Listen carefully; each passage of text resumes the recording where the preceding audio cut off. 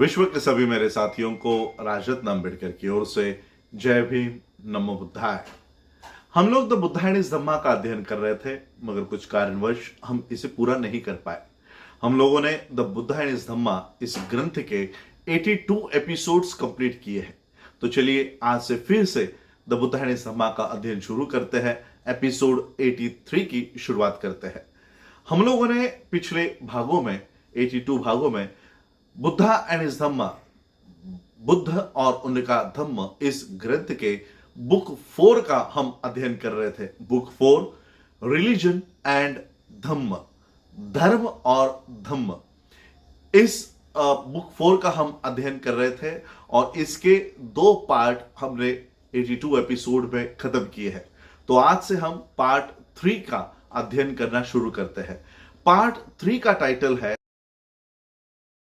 The Buddhist way of life. Hindi में हम इसे कहेंगे कि बौद्ध जीवन पद्धति, बौद्ध जीवन मार्ग या बौद्ध जीवन शैली। यानी अगर कोई इंसान बौद्ध धर्म अपनाता है तो उसकी बौद्ध धर्म की जीवन शैली कैसे होनी चाहिए, बौद्ध धर्म जीने का तरीका कैसे होना चाहिए। तो आइए, डॉक्टर बाबा साहब अम्बेडकर जी ने इस चैप्टर के माध्यम से हमें कौन सी बातें समझाई है, बताई है, ये जानते हैं। The Buddhist way of life, part 3 the Buddhist way of life, ये कुल 13 चैप्टर्स में विभाजित है। 13 अध्याय इस भाग के हैं। पहला अध्याय इसका आधारित है, इसका टाइटल है on good, on evil and on since.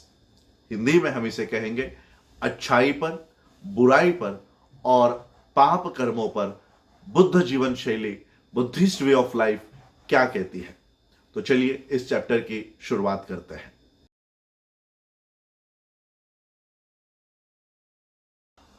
अच्छाई करो, बुराई के पक्ष में मत रहो और पाप मत करो। ये बौद्धमय जीवन शैली है, बौद्धमय जीवन जीने का एक तरीका है। अगर कोई इंसान अच्छे कर्म करता है, अच्छाई करता है, तो उसे वो अच्छाई करते रहने देना चाहिए। उसका दिल, उसका मन अच्छाई के ओर, उसके मन को मोड़ते रहना चाहिए। अच्छाई का संचय ये सुखकर होता है, सुख उसमें प्राप्त होता है।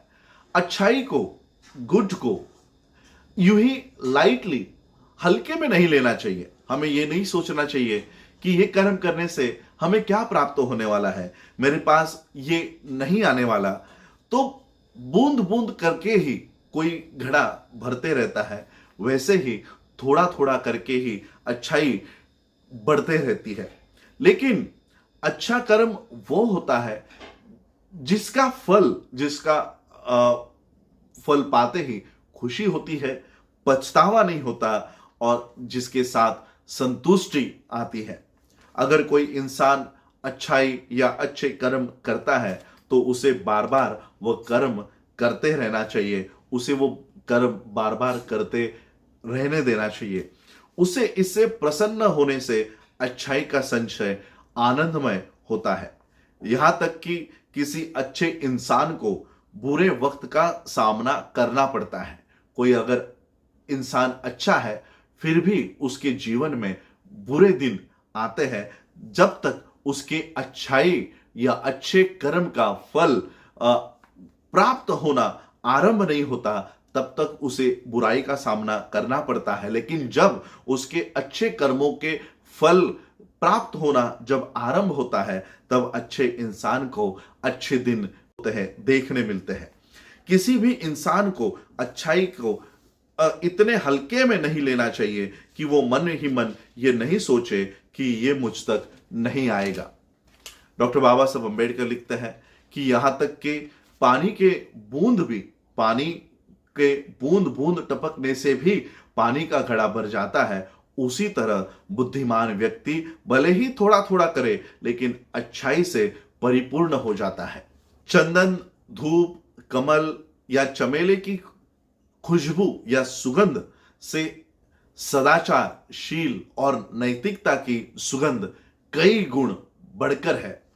चंदन या धूप की सुगंध फीकी पड़ जाएगी, लेकिन सदाचार, नैतिकता की खुशबू उच्चतम स्थान तक चढ़ते ही जाएगी। बुराई को भी ये कहते हुए कि ये मुझ तक नहीं आएगी, इसे भी हल्के में नहीं लेना चाहिए। जिस तरह से बूंद बूंद करके पानी का घड़ा भरते जाता है, उसी तरह से बुरे कर्म थोड़ा थोड़ा करके भी बुराई जमा होते जाती है।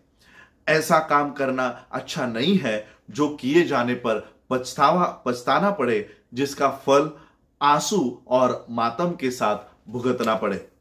यदि कोई मनुष्य बुरा बोलता है या बुरा करता है, तो दुख उसके पीछे ऐसे हो लेता है जैसे किसी गाड़ी के पहिए की तरह, किसी गाड़ी का पहिया किसी गाड़ी की तरह वो जानवर जैसे खींचता है, वैसे वो दुख उसके पीछे पीछे हो लेता है।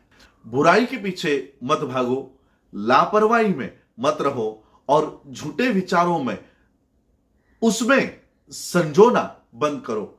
श्रेष्ठता की ओर बढ़ो, सभी बुरे विचारों का दमन करो। जो कोई भला करने में पीछे होता है, उसका मन बुराई में आगे होता है, बुराई करने में प्रसन्न होता है।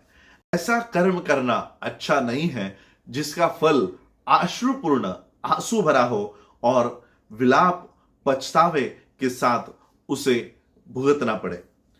दुष्ट कर्म करने वाला भी सुख को तब तक देखता है जब तक उसके बुराई का फल मिलना आरंभ नहीं होता, तब तक दुष्ट कर्म करने वाला इंसान भी अच्छाई के दिन अच्छाई का सामना करते रहता है। लेकिन जब उसके बुरे कर्म का फल मिलना आरंभ होता है, तब दुष्ट इंसान को भी दुख का सामना करना पड़ता है। कोई भी मनुष्य बुराई को यह कहकर कि ये मुझ तक नहीं आएगा, बुराई को हल्के में नहीं लेना चाहिए। जिस तरह से बूंद बूंद करके पानी का घड़ा भरते जाता है, वैसे ही थोड़ा थोड़ा करके बुराई का संचय होता रहता है। मनुष्य को चाहिए कि वह भलाई की ओर बढ़े और अपने विचार बुराई से दूर रखे। अगर कोई इंसान अच्छाई या भले कामों में सुस्ती या आलस दिखाता है, तब उसका मन बुराई की ओर बढ़ते रहता है, उसका मन बुराई में प्रसन्न होता है। अगर कोई इंसान बुराई करता है, तो वो उसे फिर से दोबारा नहीं करे, उसे दोबारा नहीं करना चाहिए, उसे पाप से प्रसन्न नहीं होना चाहिए। बुराई का संचय दर्दनाक और दुख भरा होता है। पुण्य या नैतिकता के कानून का पालन करे, पाप का पालन न करे, सदाचारी इंसान आनंद में रहता है। काम से दुख उत्पन्न होता है, काम से भय उत्पन्न होता है। जो वासना से पूरी तरह से मुक्त है, उसके लिए न तो दुख है और न ही भय है। भूख सबसे बड़ी बीमारी है और अस्तित्व सबसे खराब संकट है। जो ये बात सत्य और तथ्य के अनुसार जान ले, निब्बान उसके लिए परम सुख बन जाता है। किसी इंसान ने की हुई बुराई करने वाले को ऐसा कुचल कर रख देती है जैसे कोई हीरा किसी मूल्यवान पत्थर को तोड़ देता है। जिसकी दुष्टता बहुत ही बड़ी है, वह अपने आप को उस अवस्था में ले जाता है जहां उसका शत्रु उसे देखना चाहता है।